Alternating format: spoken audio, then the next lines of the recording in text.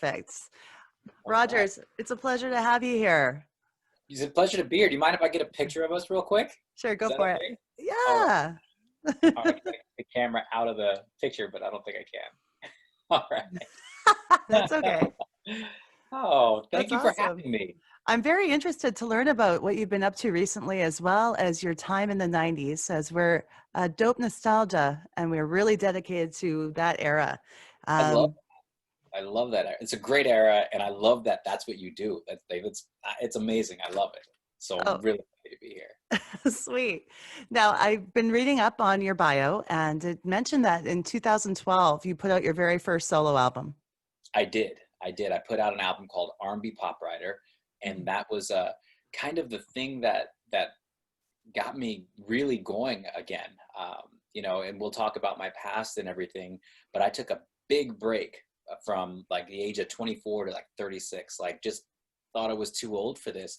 And it turns out that there's a demographic there that appreciates my music and has given me new life and allowed me to fulfill my dreams. So I'm very, very blessed. And that was the album that started it all. That's why I was wondering why you would have waited so long to release your debut. What were the So obstacles there for you? Uh, mental, like meaning that, and just I was very self-conscious. I was, God, I was a lot heavier too after around 24. I wasn't in very good shape, but more than that, it was the age thing. I thought at the age of Mhm. 24 that I was too young or too old for the Oh, business. isn't And it crazy? it's so sad. It's so sad. I look back and I think about all the years that I missed, but I believe everything happens for a reason. And that's, what happened with me. I thought I was too old. I didn't feel good about myself. I did not like the way that I looked. I didn't like the way that I sang. I was in a boy band, an R&B pop group. And I felt like I was the weakest singer in the group. And I never in a million years thought that I would have a solo career. And it was all in my head, and of course, you have to practice and get better. And I like to think that I did. Mhm. But it was all in my head. And I thought I'm just too old. I'm 24. Maybe it's time to start settling into life and get a job and be a grown up. And I stayed that way for, 10, 12 years, but I kept writing. I Mhm. kept writing just for fun though, just because, when you're creative, you have to have an outlet. And turns out, a friend of mine heard some of my songs and said, "Hey, I know these guys. They have a studio. You should go meet with them. They have their own record label." And I was like, "No, I'm done with that part of my life. Like, I'm moving on to being the dad now, and all that." And finally, he convinced me to go, and I met with these guys at a record company called Menikeys Records, and they heard my stuff. They said, "Man, you're sitting on a gold mine." And I told them, I said, "My wife says that, but she's my wife. She's supposed to say that, right?" And they said, "No, we'd like to sign you as a writer." So I signed up as a writer, and eventually they offered me a record deal. And I turned it down initially, again, just because I was like, people are not going to take me seriously. And I don't want to be laughed at being a 37, 36-year-old, R&B pop singer. And finally, I was like, this is the opportunity that I've been working my whole life for. This was my dream. You've got an opportunity right here in front of you. Take it, and what's the Mhm. worst that can happen? You get laughed at. But here I am, and I'm sure people are laughing anyway. But now I'm laughing, No, too, so it's all good. it's amazing. It's amazing how we let others' perception of us stop us from doing what we love. Yeah, absolutely, I absolutely. feel like I've also been in the same where you waste so much time worried about what other people think when it just in the end of the day doesn't matter. But look Right. at you now. You've been able to come forward and shine with that. So I'm really excited to talk to you about where it all started as well.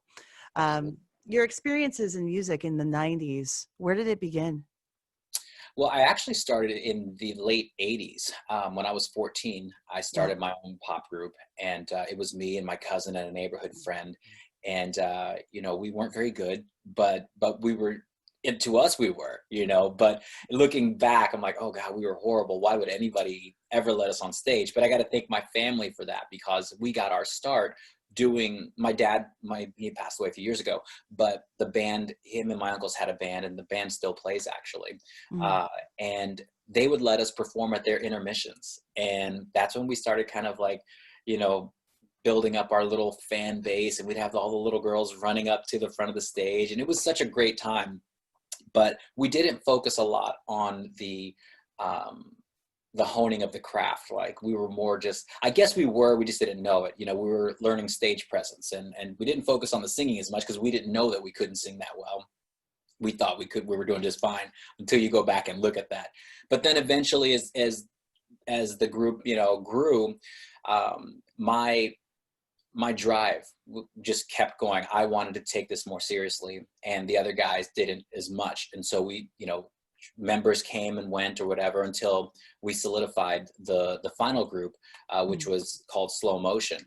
And that group really took off for us in the 90s. And that's why I'll always look back at that as, you know, one of my favorite times in my life was just being with those guys and traveling and all the inside jokes, all the fights. And now we look back and we laugh at some of these fights, and it, you know, it's great. You know, I'm still best friends with these guys. You know, we've been broken up now since, you know, just after 2000, I think, something like that. We moved out here from Kansas back in '98. But what a time. The 90s were great. Where are you now located? I live in New Jersey now. So I'm out in East Jersey, Hampton. yes. Yes. What about you? Are you in Jersey? I'm in Edmonton, Canada. Oh, okay. So you're Canadian. All Yeah, right. yeah. All I'm right. over on the other side of, actually, we're closer to the West Coast, so Yeah. Yeah. yeah. Oh my gosh. Wow. I've Well, only that's been in, I've been in Newark Airport. That's about it. oh, okay. Well, you know what's funny? New Jersey gets a bad rap, and I hated it when I first got here. I really did. But it, you know, we had our production deal, so I couldn't go back to Kansas. That's why we moved out here. Mm. And but over the last, God, it's taken me a while to really explore the state, but I have, and it's absolutely beautiful. There is so much more to Jersey than what people say, and I really love it here. I was speaking to the boys from the group Riff last week, and they were Oh telling yeah, me all about the sites and the things, all the places you can eat in Jersey that are amazing, and yeah. like beautiful spots like the Great Falls. Yeah, Yeah. yeah. It's such a. I mean, and even, you know, you hear what people see about the Jersey Shore. Uh, it's kind of gets a bad rap because of the show, you know. But it's beautiful. It is absolutely beautiful, and I've been really blessed to be able to experience that, especially being from Kansas. You know, I would tell my daughters, like, you know, your cousins, if they want to go to a beach, they have to fly somewhere. We just have to drive down about an hour, you know, if that. Yeah. So I really love it, but. Being on the coast is great, hey? Yeah, it certainly is. So Slow Motion, you guys were together throughout the entire 90s then, through the entire decade pretty much? Is Pretty that how? much. Yeah, no, absolutely. We were. You know, we really kind of got our footing. You know, there was so the Mex Mix was the original group with me and my cousin, and then we brought in another member. One of the members was this guy that I went to high school with, and his name was Billy Davis, and an amazing singer. And I used to come back on the weekends, and every Monday he'd hit me up. So what'd you guys do this weekend? Where'd you perform? You know, and he kept saying, you know, dropping hints that he wanted to be in the group. So finally I picked up on it, and I said, hey man, why don't you come audition? You know, I'm sure the guys would love to have you. And my cousin and my friend Adrian, they were like, no, it's three of us. There's fine. We don't need anybody else. And I was like, just let him sing for you. So he came to practice, and they were like, they sat back. They're like, okay, all right, go ahead and sing. You know, really reluctant to have him do this. And as soon as he opened his mouth, he sang, I think it was I Want to Rock With You by Bobby Brown. And he sang it, and like immediately their mouths dropped, and they were like, he's in. And so once Billy got in the group was when we really started kind of focusing on vocals and everything like that. And then we went through what I call our puberty stage, where we were kind of doing awkward doo-wop, you know, R&B songs, like we're writing really bad music, but we were honing our craft. And eventually, again, through some members changing, we got to that group and that place that we needed to be. And once we had that group together, the chemistry was there as brothers. The chemistry was there as performers and songwriters and musicians. And we knew that was the way to go. How did you work out the harmonies? Was harmonies a difficult thing to take on? No, and that's what was cool about this group is Billy always kind of, we always had him be the anchor for the melody on our choruses and whatnot. I've always had like a lighter timbre to my voice, so I would automatically take the the falsetto, the top harmony. And then Irvin, who was the last to come into the group, was more of a baritone bass, so he just naturally fit there. And then there was Dave, who was actually a trombone player in my dad's band. Who was just a young kid, a young white kid playing Mexican music with his trombone. And Dave always sang the part. We always called it whack. We just said usually the whack part because it was always Billy would arrange these harmonies, and there'd be sevenths and ninths and stuff, and sometimes it'd sound really dissonant, but it was perfect for the chord. And so we always said Dave always sang whack. He sang the whack part. But yeah. What was one of the most memorable performances you had in those days? I'm gonna say, God, there's so many, but there's a couple. I'll start with the Color Me Bad. The first time we performed with Color Me Bad, we had met them at a show. God, they were doing something in Kansas City, and we were actually supposed to open up for them, like I think a month or two in the future at that point. And so, but then the venue stopped calling us back. Like they just stopped calling us. So we were like, let's go talk to Color Me Bad. Let's try to meet them and see if we can, get them to pull some strings or whatever, because nobody's calling us back now. And our name of our group was Slow Motion, which is a song on I Wanna Love You. Yeah, I know it. It's such a Yep. good tune. Such a good tune. We got it from them because they were my favorite group. And I remember thinking like, well, what if they meet us and they don't like us and they sue us? We got to change our name. So we went to go to this radio promotion concert they were doing with like, Tony Rich, I think it was, and some other 90s artists. And I all the names escape me right now. LaBouche, Yeah. a lot of those guys. And it was a free concert, so we found out about it late. We got there, and the line to get in was just long. They hadn't opened the doors yet. So we formulated this plan. Listen, let's spread out, tell girls we're singers, we'll sing for them, and as they're applauding us, we'll just inch up forward in line. So we must have sang like 7 or 8 times, but we got up to the front. And I remember watching Color Me Bad come out, and I mean, it was like a dream come true because I loved those guys again. And I think we gave Brian our demo from the stage, from the audience. He put it in his pocket or whatever. Brian's the lead singer. And we were like, after they were done, we were like, well, how does this work? Do they stick around and watch all the other groups, or do they leave? And I'm like, I'll bet you they leave. So let's all go outside, see if we can find them exiting the building. We found their limo. They come walking up, and I swear it was in slow motion, and the wind was blowing and their hair was flowing. And it was just, it was like something out of a movie to us. Like they come walking up, and I swear they were just walking real slow. They're smiling, really humble guys. And so, we told them they did a great show. They were like, okay, cool. Thank you. Appreciate it. And then it was just this awkward silence for about, I don't know, maybe 10 seconds, but it felt like an eternity. And so I was like, we're a group. and Sam was like, he goes, yeah, I kind of figured that, the way you guys are all hanging so tight. And we were like, well, can we sing for you? He said, sure. So they all sat back on the limo, and we did an original song, a cappella, and their mouths dropped. And they're like, do you guys have management? Like who's working with you? What's your name? And so we gave them our little card, and it said Slow Motion, and you could see them kind of look at each other. And them being from the Midwest too, we had a lot in common. They were a multicultural group. We were a multicultural group, the Midwest, similar sounds and whatnot. And we were like, that's awesome. So that made our night. And then Brian called us about 45 minutes later. We actually paged us because we had pagers back then, right? Yes. And so we were like, oh, we got a page from, we didn't know the number. So we went, and it was a voicemail from Brian. He sang some riff or something. It's like, yo, y'all are fresh. I don't know if you have management, but we really want to work with you guys. So then a few days go by, and KT from Color Me Bad called us, and he's like, hey, we're doing a show in Kansas this weekend. If you guys want to come out, just hang out with us. And we were like, sure. So we went out there, and we got to hang with them all day, go through the sound check, and this was all new to us. Like, we'd never done anything on this scale before. And he's like, okay, the show's gonna start. He goes, where do you guys want to sit? Do you guys want to sit out in the crowd? Do you want to sit off to the side of the stage, or do you want to sit behind the drummer, so you guys, can be up there, with us? And we were like, yeah, well, we want to be behind the drummer. Of course, we want to see what it's like to look out and see all those people. And they was like, okay, cool. So we're standing there, and they did a song that they had called Sexual Capacity. Mm. And it was off the Striptease soundtrack. I love that song. It was actually written by Robin Thicke as well. Yeah.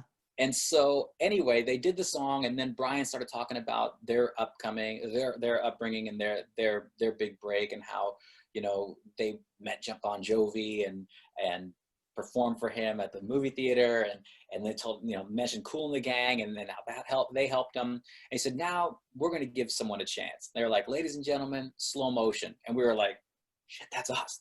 Go. What are we going to do? I don't know. Just get out there. And so we got out there, and we sang, the song that we sang for them is called Riding the Wrong Way, to love somebody. And the crowd went nuts, and we were like, holy crap. And then we ended up doing more shows with them after that. And that was really cool. They were so good to us. I still talk to Brian, KT, and Mark. I never really talked to Sam too much, but he's out in the West Coast somewhere doing his thing, so. Yeah, I believe he's still writing and Yeah. producing and doing that kind of thing. And we had Mark on the show. Mark joined us for one of the very first episodes and telling me the story about Bon Jovi in the movie theater. Yeah. So Yeah. as soon as I was just like, when you're telling your story, I'm just so glad that they extended that same love to you guys that they received as They were well. great. You They were know? absolutely great. Yeah. And I remember Mark telling me, man, he goes, I just like your energy. He's like, he goes, you're just like, you guys are such good people, and it's funny because I used to call KT, because KT and I became really close. And Mark and I eventually did as well. But I used to call KT, and I'd be like, hey, what's up, Kev? And he'd be like, oh, hey, what's up, Mark? Because Mark and I have a similar tone in our voice when we're Yeah. singing, and when we're talking, and just the way the energy in our voice, and so I'm like, oh, nothing, blah blah blah. So I'd play him for a few minutes, and then I'm like, man, this is Roger, and he's like, oh man, you got me again, So, but yeah, great times with those guys, great times. No kidding. I'm so happy to hear that story. Yeah, I was a big fan of them as well. So it was cool because I got to see them when they opened for Paula Abdul on the Spellbound tour. that was the first time I saw them live. Yeah, That and whole tour was like, I've got to. Yeah, I remember them coming out, and I think they did "Roll the Dice" was the first song they did, because I was a huge fan before that show. And I remember I went with my friend Billy, who was in the group. We loaded up our jackets with demo tapes. I don't know what we were thinking, if we were going to throw them at the stage or what, but we had demos in our pockets, and we're walking around before the show, and this guy standing next to us, kind of dressed like Color Me Bad, and like in that style. And I was like, wow, this guy's a real big fan. Like, come on, dude, whatever, And so we were just we played him a little bit. And then when the show starts, Mark's like, all right, he goes, I want to introduce my brother, Ernie. And Ernie comes out and dances. And Ernie was that guy that we were sitting next to. And we were like, we could have given Ernie our demo. And so I told Ernie this story years later, and Mark as well. But we could have kicked ourselves for years. Like that, he could have just given him our demo, back then. Hey, things worked out the way they did for a reason. It's wonderful. Absolutely. Exactly. Absolutely. Yeah, so that's cool. Where has your music career allowed you to travel to, and what are some of the great places and countries you've performed in? Well, as far as countries, Canada. I mean, is there a better country? Woo! For a while, Toronto was my second home. Yeah. I love it there. I was actually supposed to go back up there right before the pandemic hit to do some more writing and recording. And the day before everything shut down, the producers and I talked, and we decided, let's hold off and see where this goes. And it's probably a good thing we did, because I might have been stuck in Canada, which wouldn't have been a bad thing for me, but I don't know how my wife and kids would have felt about that. Right. But Canada has always been a special place to me. Florida, Miami is cool. Haven't gotten as far out as California yet. The furthest west I've been was New Mexico, and Hmm. I did a couple shows out there over the last few years. And I fell in love with this place called Las Cruces, New Mexico. It's just like this desert city. It was just, I mean, I'm sure the fact that my wife went with me, which she doesn't typically travel with me, but she went with me, and we just had an amazing time. And I fell in love with that city. And I think part of that has to do with her, with being with her, you know, so I'm a Yeah. little biased. But I was really trying to get out to California this year. This was the year I was going to get out to LA, and, you know, it's going to have to be postponed a This little bit longer. this stuff happened, exactly. How have you Yeah. and your family been doing through all of this? Amazing, Yeah. amazing. Thoroughly enjoyed bonding with my girls. I have a 16-year-old and a 7-year-old, and it's a little bit tougher on my wife and I because they're both home all the time. And my wife is really the center of the universe in this house. So the cats go to her. The girls go to her. We have a new dog, and it wasn't long before the dog started shadowing her, and she just can't get a break. So I'm just kind of like, I'll hang back and I'll see you when we go to bed. Even though we're home all day, you know, we don't get a chance to talk, and we have such a great relationship, and you know, we understand that, and you know, we've been blessed to become even tighter, as tight as we all were before. We're a much tighter unit now through all of this. Whereas in some cases, you know, it may be the opposite for people. They're spending too much time with these people, and they don't get along. And we get along fairly well. Like as far as a family, like my Hmm. wife and I get along perfectly. My 16-year-old and I, we butt heads, you know, but that's what happens with teenage daughters, you know. That's that age. Yeah. Exactly. So, but of course, it's always over like that, and you know, we deal with it, and she's good. So I'm really blessed to have good kids.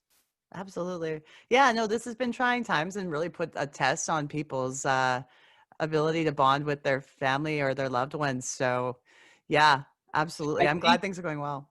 it's, you know, one of the things that my wife's home, she's like, I realize how busy you are. You know, she's like, you don't stop. There's always something I'm working on, whether it be music, songwriting, or I decided to learn how to play piano during the pandemic, and Nice. I spend a lot of time up here, just noodling around and playing. Then there's you know, my fitness journey, which has been going on like overdrive for the last few years, and other things that are going on in my life that I just don't stop. Mhm. I don't know. I feel there are times today I had to slow down and take a nap. I did have to take a nap today because I'm doing the Sunday night. I do a Sunday night show called Sunday Night Soft Rock with RO, and that's a Oh, silly show. It's a fun show. It's a silly show. We don't really play a lot of music. It's in the title, so the music's kind of in the background, but we have bits, and we give away, brace yourself here. Every I'm week we ready. give away 100 pennies. Every week we give away a whole What's a dollar. penny? What's a penny? We don't have Yeah. them in Canada, Oh actually. my gosh! It's so basically we give away I'm $1. I'm kidding. We actually did get rid of the penny though. We had, I think it was about 5 years ago. So now we just round up and down the amounts. Oh wow! I See, have one roll of pennies left. As oh this, wow! I've yeah, heard rumors of that happening here for years, but we'll continue to give out 100 pennies excellent. until they take them away from us. I love that. Where can we see the show? It's on Instagram Live every Sunday at 10 p.m. Eastern. And I'm telling you, people don't really know what the show is until they watch it. And then they're like, when you do watch it, you get hooked. You get hooked. You're like, you look forward to the Cash Kazoo, which is where I play like a song from a TV show, you know, Hmm. or whatever. They got to guess that. Whoever wins gets the 100 pennies. We do a Would You Rather segment and why. And it's always great to have the guest interaction. But one of the things they really like too is we do requests and dedications from obviously real people. And what that is I usually take a movie, and Hmm. I'll take a character in the movie, and that character will write a letter to us saying, this is my story, you know, and you know, I'd like you to play this song. And they like to hear the movie and guess what movie it is, you know. I think this one we did the Three Amigos last week. And so they wrote into us, and it was really cool. We had Chewbacca come on one time, and we had his sounds playing, and I was having a conversation with Chewbacca, and he dropped the big bombshell that he'd been having an affair with Princess Leia. So you never know what you're going to find out on Sunday Night Soft Rock with RO. So, I'll make sure I'll share all the links on the social media so that oh, people can check it out. yes, That sounds like a lot of fun. it is. It So, is. what do you think the youth from today, especially the musicians of today who are working, what can they learn from the 90s past music? Um, you know what? I think that one thing that gets lost in today's music that they did pretty well in the 90s were B sections and bridges. There's not a Yeah. lot of changes in music anymore like that. It's usually just a loop, and I'm guilty of it now too, you know. But I'm trying to write more songs that have bridges and B sections, trying not to sound, back like in the 90s. So, so it's a little tough because that is a very 90s thing. 80s and 90s use a lot of B sections and bridges and key changes. I was about And to say modulate. Yeah, they used to go, I love the key change. yeah, it's And one of my favorite things. And is it on Bended Knee by Boys to Men that yeah, does it they do all twice? the time. It's like, No, or yeah. three times. Can you tell me? Can you tell me? Can you tell me? How are they doing that? Hey, well, yeah. But yeah, they killed it with that. But that's what I think some of the musicianship, is missing from today, because a lot of it's all digital, pluck, Yeah. pluck, pluck, go, and bridges and key changes and B sections. That's what's missing. The sense of melody is different. Yes, a lot of the melodies are just straight with a couple note drops, and that's what it is. And Hmm. I've tried to write like that, and it's hard to sing like that. I think, to me, it's hard to sing like that I because find it boring. yeah, I like to be all over the place. But it's definitely different. But I mean, I'm not gonna talk bad about it No, no, because, it's true. our parents, probably thought the same thing about, our music, I've always wondered if it's just me aging and going, oh, our music was better not back in our day, or if it's like because the kids really embrace what they're listening to now and they're going to feel the same way when they're in their 30s, 40s. Yes, and I'm wondering, like, how much simpler is music gonna get by the time these guys are in their 30s and 40s? It's just gonna be, because in some cases you've got songs out there that only have a verse and a chorus. I can't remember that guy's name. It was a big hit too, and he was a singer rapper, and the Mm. song was a great song. But I remember when it ended, I was like, wait, did I miss something? I went back and I played it. It was like a minute and a half, 2 minute song. And so, I mean, I guess you're trying to keep people's attention, and their attention spans are getting shorter and shorter. Yeah, But if you keep them interested and engaged, they're going to stay with you. So I think so. I think when you have that appeal that you'll get them to listen longer than 3.5 minutes. And right, I mean, that's the thing is even just in the last 20 years, everything's been shortened to radio format, which is 3:30. And if your song's longer than that, you probably won't get played if you don't have a radio edit. Well, right, that's probably changing in the era of TikTok and everything's just like you said, completely condensed. right. It absolutely is. And again, I try to keep my songs short as well, and Hmm. but I still try to allow for some bridges and whatnot, when I can, I guess, if the song calls for it.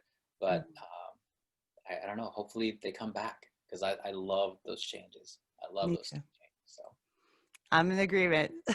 Did you good. get did you get involved with using the internet when it was first coming out in the early like maybe about mid 90s, I think, is when it was kind of becoming a thing. Barely, Yeah. barely. And I think, we were talking, I actually had an impromptu phone call with the group Slow Motion about 3 or 4 weeks ago. And I called one, and we were on the phone for a little bit. I was like, let's call Dave, see what Dave's doing. And then I was like, let's try to get Urban in. And so they got on, and we were talking about that. We're like, man, like, if we'd had social media back then, things may have turned out differently for us, because it's hard enough being, not having an outlet, and then, you throw on top of it the social media. It's free Mhm. promotion. It really is. And if you had four of us all pushing as hard as we were pushing ourselves in rehearsals and in, recording sessions, I think we would have done fairly well, as a group back in the 90s with social media. And I'm sure that can be said about a lot of people, but I always felt like we were just as good as a lot of those groups out there that were on the radio. And I'm not going to name names or anything, but I felt like we had quality music and songwriting. We just needed the production and the promotion, the machine behind us, so to speak. Yeah. But we were barely touching the internet when it first came out. In fact, when we first moved up here in '98, the four of us moved up, and then our choreographer moved up a few months later, and he had a computer, and he was the one that really introduced us to, you know, the internet and all that, and how email and everything. And Mm. I remember it was a dial-up, right? So you had to have a phone line, and we would come home, and we knew that he would be on the computer and he would just be on it all night. So we would call home and disconnect him right before we walked in, and he'd be like, we just told him this a few years ago, and he was like, I wondered, he goes, I was always like, how come the computer, the internet always disconnects right before you guys get home? Because I never put it together. But that was so we could like email our girlfriends or do whatever, you know, but we didn't take advantage of it the way we should have, because we didn't know any better at that point. Oh yeah. Well, a lot of people thought it was a fad. Even Prince said that the internet's a fad, but he Yeah, said, that kind of late into the game, but he yeah, still thought it was just a trend. yeah. Um, but if you listen to the intro to this show, that sound you hear is actually the sound of the dial-up modem connecting. Oh, that's awesome. Yeah. That's awesome. I love it. Yeah. That's brilliant. Yeah. People are probably like, what is that? No, that's what it is. No. Oh, I know. I know. What? Trying to go ahead. No, I'm sorry. I Oh, didn't mean to cut you trying off. to trying to explain some of these things to my kids. You know, like I didn't have a phone until like maybe mid to late '90s, and it was a big old thing. You know, so Oh yeah.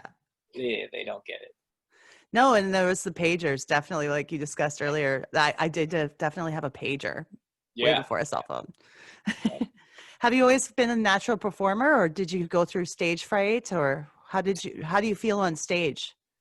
I always have stage fright to this day, right before I go out there. Hmm. Always, always. Even when I'm doing my silly show on Sunday nights, or what I also do this Wednesday night online wine and karaoke thing that I host.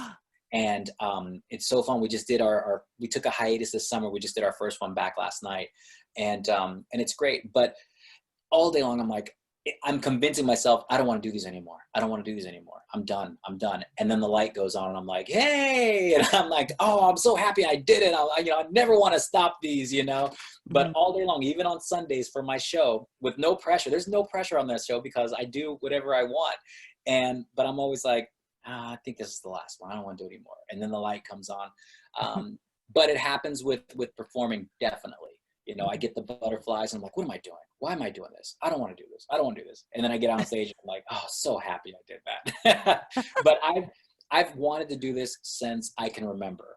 And I literally mean that. I've always wanted to be on stage, and I've always wanted to be a performer. Michael Jackson once said he could sleep on stage, and I Uh, completely feel that. And I feel that way because I feel at home on the stage. yeah. And it's a special place to be. It really is, because it's an escape, not only for the audience, but it's an escape for me. To me, a lot of times I get to have that connection with fans that I was dreaming of when I used to hold a hairbrush and sing into the mirror when I was a kid doing George Michael songs, you know, or Wham songs. And I was just like, it's a dream come true every single time I get to perform in front of anyone. So I think I'm a natural born performer, Mm. and entertainer, which is why I think I have so much fun with my shows outside of music, you know, because I'm entertaining and I'm engaging and I'm making people happy. And I just love that. That's a beautiful thing. And I'm so glad that you embrace it too. And especially now, because it took you a while to feel confident to do it. So I'm glad you're doing it for us here. Now, who did you, obviously Color Me Bad, but who else did you get to meet in the business that taught you the most? Um, Donnie Wahlberg, actually. And this was later. This is like in the last 10 years. Mm. One of the things I learned from Donnie was how to really make your fans feel like they're the most important person in that moment. Like there's nobody else that exists in that moment, whether it's 2 or 3 words with that person or a conversation with them. They're the most important person. And I'll make this long story short here. Jordan Knight had a song come out several years ago called Stingy, and Donnie Mhm. was on that song. So they did a video release party, and I went to it there was a bunch of fans there, and I handed Donnie my demo. This is right when I was getting back into music. And he put it in his pocket and we went into a movie theater because that's where it was. Well, Jordan was performing the song. The movie theater was packed, full of women. I think there were literally like 2 or 3 guys there, and I was one of them. And before it was over, while Jordan was performing, towards the end of the whole thing, Donnie was going through each row, hugging every single person and thanking every single person that came. And when he got to me, we did the bro hug, and he put up his finger like, wait, pulled out my demo, put it back in his pocket, and winked at me, and walked off. And I thought, even if that man never listens to it, he made me feel important and special, and I'll never forget that. Mhm. And it's funny, I actually was on a Zoom with him 2 weeks ago because I wrote a song called Spread Love that used some of his lyrics as well. So Ah. he unknowingly co-wrote that song until he heard it, and then he's really proud of it and loved it.